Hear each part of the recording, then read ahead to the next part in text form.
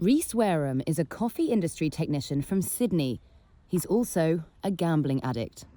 His routine was to head down to the local pub every day to play on the poker machines there. That is until COVID-19 and lockdowns hit. All the pubs and venues shut up shop. You had no access to poker machines for 9 months plus, and the addiction didn't go anywhere, so I kind of turned to sports betting applications on my phone, and it's been that way ever since.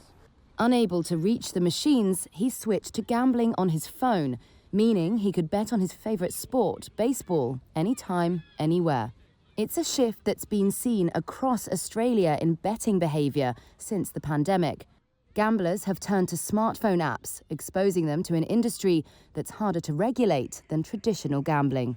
A government report released in September 2021 said Australia was the world's biggest gambling nation by losses per capita, losing an estimated 25 billion Australian dollars, or about 16 billion US dollars a year.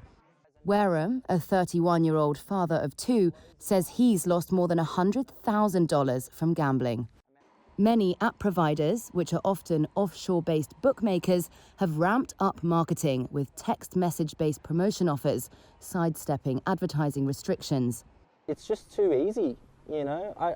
There's no reform at all on how much advertising these sports betting companies can spend on their marketing, on their advertising, on their promotions.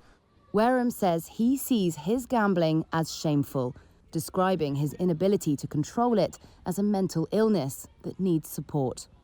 I've had 2 suicide attempts throughout my life with gambling. The concern is echoed by Stu Cameron, CEO of Wesley Mission, which operates the phone counselling service Lifeline. A lot of the calls we get through to our Lifeline services, a proportion of those are people who are suffering through gambling harm and addiction.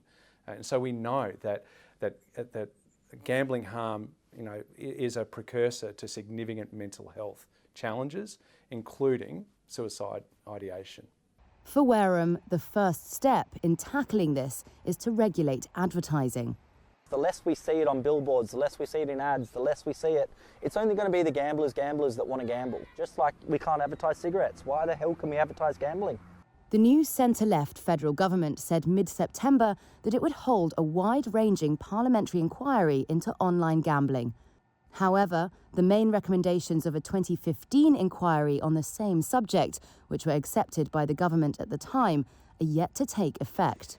Wareham says he isn't sure he can kick the gambling addiction completely, but says for now, his online betting habit is under control. He no longer spends a whole paycheck in one sitting.